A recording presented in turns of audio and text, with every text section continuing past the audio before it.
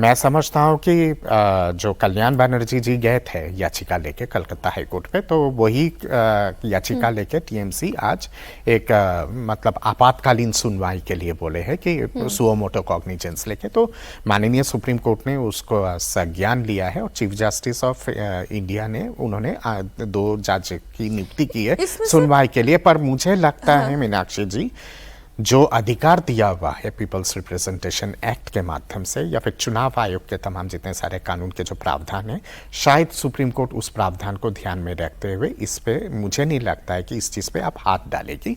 और अगर टीएमसी की जो दलीलें है उस पे भी अगर देखा जाए तो कुछ जगहों पे वो भी अपने आर्ग्यूमेंट पे सटीक बोल रहे हैं, पर क्योंकि आपके प्रक्रिया और कानून इस तरह का है तो उसके हिसाब से अगर देखा जाए तो मुझे नहीं लगता है कि चुनाव आयोग आपका क्या टेक है सर इस पे? नहीं, ये देखिए, अभी बहुत सारी चीजें उत्तर बंगाल को लेकर के अनप्रेसिडेंटेड हुई हैं।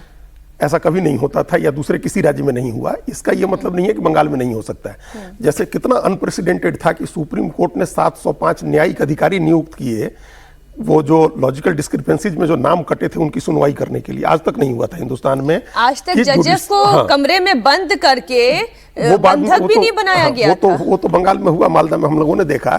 लेकिन जुडिशियल ऑफिशियल्स जो है वो एडमिनिस्ट्रेटिव काम करें, ये कभी नहीं हुआ था। तो न्यायिक अधिकारी नियुक्त किए गए जिन्होंने लॉजिकल डिस्क्रिपेंसीज के सुने। उसके बाद भी हाईकोर्ट के जजेज, रिटायर्ड जजेज अपॉइंट किए गए, जो ट्रिब्यूनल बना जो अभी भी सुनवाई कर रहा है उन मामलों की, ये भी अनप्रेसिडेंटेड था। तो कई अनप्रेसिडेंटेड काम हुए हैं जो पहले नहीं हुआ। और जिस बात का जिक्र कर रहे हैं, रिप्रेजेंटेशन ऑफ पीपल्स एक्ट 1951 जो है, उस एक्ट में चुनाव आयोग की जिम्मेदारी है स्वतंत्र और निष्पक्ष चुनाव कराने की।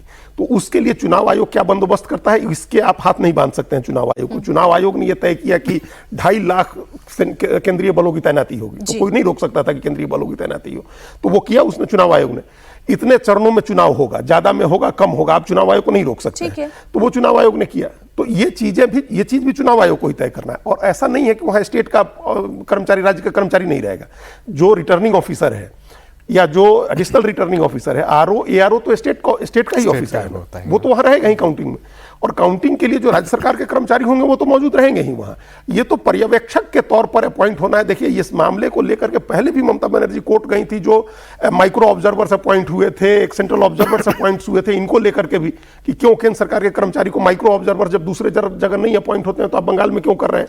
लेकिन किया था, चूंकि चुनाव आयोग चाहता है कि स्वतंत्र और निष्पक्ष चुनाव हो। कल एक वरिष्ठ पत्रकार ने कहा था कि ममता बनर्जी का सिस्टम पूरा हिल गया है, है ना? तो वो क्योंकि वो सिस्टम उनके हाथ में नहीं है, वो उसको मैनेज नहीं कर पा रही है, या वो कैसे मैनेज हो रहा है वो उसे देख नहीं पा रही है, असिस्ट नहीं कर पा रही है, इसलिए ये उनकी बेचैनी जो उनको सुप्रीम कोर्ट, हाई कोर्ट सब जगह दौड़ा रही है। ऐसा तो होगा नहीं कि केंद्रीय कर्मचारी अगर पर्यवेक्षक के तौर पर बैठा हुआ है, वहां स्टेट के भी कर्मचारी हैं जो गिनती का काम करेंगे, और आपका काउंटिंग एजेंट बैठा हुआ है, दूसरी पार्टियों के काउंटिंग एजेंट बैठा हुआ है, तो ऐसा तो नहीं होगा ना कि केंद्रीय कर्मचारी ईवीएम में दूसरा आ रही है आपके पक्ष में तो उसको बदलवा देगा। ऐसा तो होगा नहीं। तो हर पार्टी का बैठा होगा ना, वहां कांग्रेस का भी होगा, तृणमूल कांग्रेस का भी होगा, लेफ्ट का भी होगा, काउंटिंग एजेंट सब होंगे। तो वहां एक केंद्रीय पर्यवेक्षक रहे, मतलब इसमें टेक्निकली और कोई परेशानी नहीं, कोई परेशानी नहीं।